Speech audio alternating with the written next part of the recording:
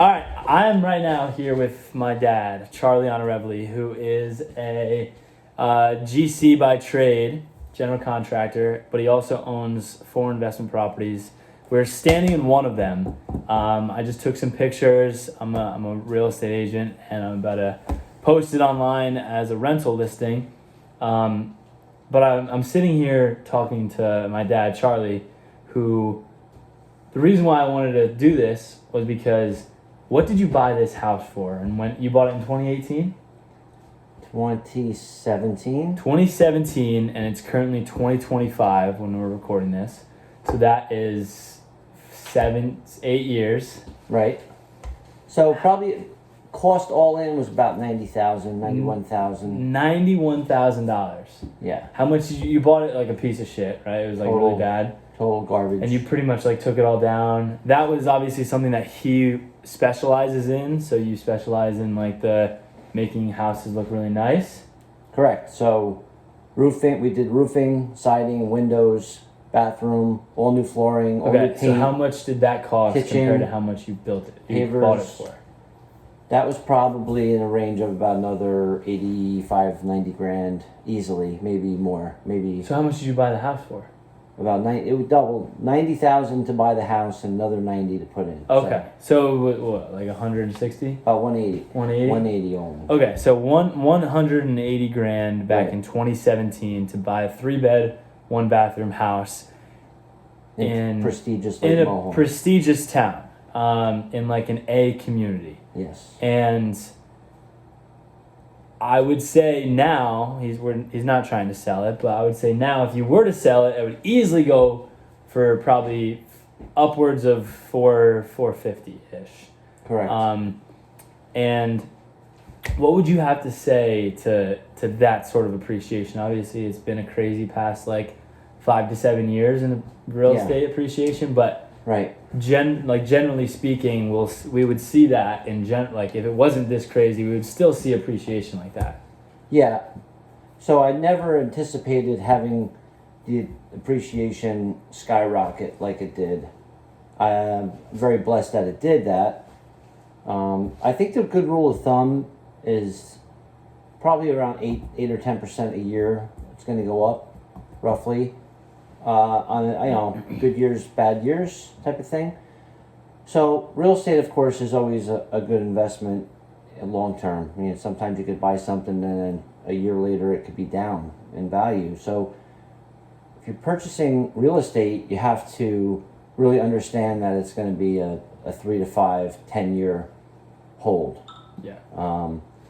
And, of course, you have your issues as the people are living in your home. You're talking about traditional LTR, long-term rental properties, where you're renting it out, the dishwasher breaks, and you need to have money to pay for that. Yeah. So exactly. you're going to come across problems. So, yeah. But the whole premise is not only so you're renting this out right now for about $3,000, 3-bed, 1-bath, A neighborhood. That's the most important. The A neighborhood. School district. It's great. School district, the community, whatever. There's 3 amazing things about real estate. You tell me. What are the 3 best things about owning real estate, specifically rental properties? Well, you have the ability to write off a portion of the home on a 27.5-year basis. So everything in this home in 27.5 years is going to be replaced, according to the IRS. If you take real good care of it, maybe it'll last a little bit longer, but generally speaking, that's honestly pretty true. So you have that aspect of real estate. Which is depreciating the amount of value, which is called depreciation, is what you're saying. Yep. And that's depreciating the amount of value that the home is worth. Correct. With the understanding that in 27.5 years, you're going to have to replace everything. Yeah. Okay. And you're able to deduct how much off of that, and how much are you able to deduct? So it's the percentage of the house. So for example, if the house is worth $275,000, you divide that. Well, you have to take away the land because the land doesn't get depreciated. Oh, it doesn't? No. Okay. No. So the house is worth $400. The land is worth whatever, 120. So the balance would be $275. It's just for the home, the foundation, just the dwelling. and then you divide that by, 27. So it'd be $10,000 per year. And then you can write that $10,000 per year off of your active income. So obviously you're making whatever in cash flow. Right. Let's say as a GC you're making 150 off of your taxes. You're able to write off that $10,000 towards that 150. Correct. You write it off. Yeah. You write it off, and you also have the value of the home is going to continue to grow. So So number one is depreciation. Number two is what you're talking about is appreciation. appreciation. So go into that. So yeah, so it's gonna, because of the value of people's skills and their hard work and labor, cost of the labor, also the cost of the lumber and the cabinetry and anything that goes within building a home, that's going to continually go up throughout the years. So as it goes up, of course, your home value is going to go up, because if someone approached you to buy your home, it's got a new value compared to what it was 10 years ago. Based on what the cost would be to build the house. Right, which is probably in the neighborhood of $200 per square foot. Okay.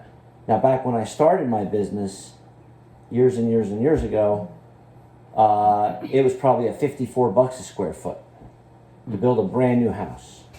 Now it's 200 to 300 actually, because some of these townships, between the permits and the impact fees that you have to pay and the different items that you have to goes into building a home, it could be upwards to from $200 to $300 per square foot. Okay, so based off of that though, that in my mind is more inflation compared to appreciation.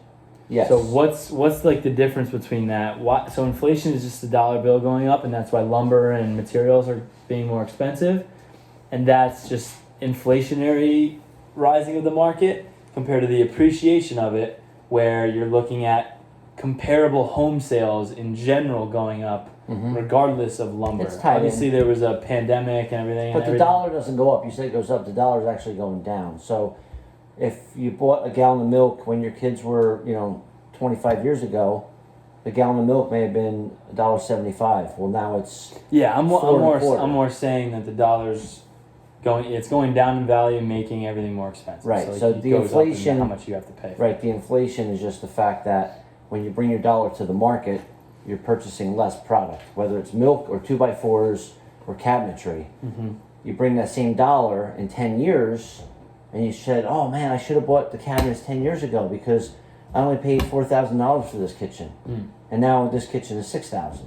Okay. So you're basically locking in your numbers. Once you remodel the home and you paint it and you put in all the electrics, upgrades, the heating system, Yeah. then you're locked in. So that's the one thing that I talk to a lot of my clients about, because I do mainly residential real estate. And when obviously you're putting all that stuff, that's the financial side of it. Yep. Where you're locking in this investment at $4,000, then it's going to end up being $6,000 in the future when you go to sell it. But also at the same time, you're putting in a nice $10,000 kitchen that you're going to use every day. Correct. And it's something that you will enjoy. Now, those are number one is depreciation, writing off taxes. Number two is appreciation, the value of the home going up. And then number three is primarily cash flow.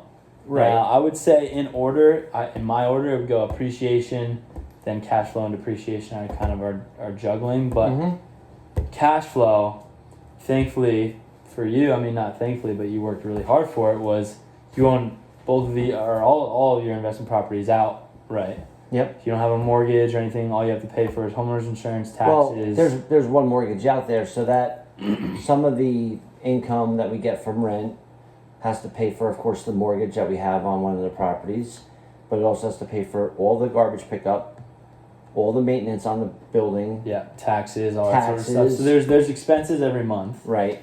But the whole point is like wholesaling the amount of money that you're making from the rental to offset and then profit from whatever the cost is of holding on to it. Right. So that's the cash flow aspect. So this is renting out for $3,000. Let's say the monthly expenses are only $1,000. You're making $2,000 in profit every single month of And that's what everyone says in real estate investing, the passive income. Right. So obviously it's not actually passive though, because you have to manage it. You're managing it. You don't have a management company. Correct. We're managing it, but also in regard to the income we make, we do put money aside because we know there's always going to be an issue. It's inevitable. Like something happens, you have to replace a hot water heater. The gutter falls down on the house. Something happens. There's some issue that pops up. You have to have the money, so you can't just take that money and just throw it into another property or spend it. You have to be diligent to be able to manage that and to protect your investment, because you are protecting it once you come in and say, oh, I got to replace these pipes, or I have to replace the deck. We've replaced the deck recently in the front here, and we also did some maintenance on another deck, painted it and stained it. But you're going to have to continually have a little bit of reserve. So if you're making that $2,000 in cash flow, how much would you say you should put away compared to towards a good your rule own of thumb would stuff? be like probably 35%. 35% is you're putting away for maintenance. Yeah. Okay. Jeez, yeah. So obviously when stuff like that happens, hot water heater is what, $2,000? I don't know, depending. Well, I would do Let's it say myself. hot water heater, roof. I would do that myself. Yeah, so a lot of the repairs are done in-house, so we don't have the expense of bringing in someone that's going to really charge us a lot of money for things. But yeah, if you're a landlord that doesn't have the ability, hot water heater is going to be $1,500 to $2,000. Yeah. So then that takes away a whole month, and yeah. Yeah. Totally. So now to kind of wrap this up, what would you say the biggest difference between you putting your $180,000 original investment into this property compared to if you were to put that into S&P 500 mutual fund? Where do you think that, what would you say the difference between those are? Short term, if you need the money, if it's an S&P 500, you're going to be able to put in a sell order and then have your money within a week. So if the emergency pops up or something, you can have your money right away. It's more liquid. So long term, real estate, the ebbs and flow of real estate, it's going to go up and up and up and up and up. It's not going to drop overnight. So you're going to kind of be secured in It's not going to just go up and up and up and up and up, obviously. Like the way that I word it is it goes up and down in an upward trajectory. So if you're planning on holding on to it for 10 plus years, you're probably going to be fine. But it's not always going to go up, obviously. But in 08, we've been in business since 1987. So in 08, things crashed hard. But the realization, the people that thought they could still sell their home for a high dollar amount, because the consumer wasn't really aware how low it was going to go. So it actually took until about 2010, 2011 to really hit the bottom. So if you bought in 2011, you could have probably bought a house here in Sparta, New Jersey for, say, $300,000, okay, in 2011. Now, fast forward 14 years, that $300,000 house is probably around $700,000, $800,000. Yeah.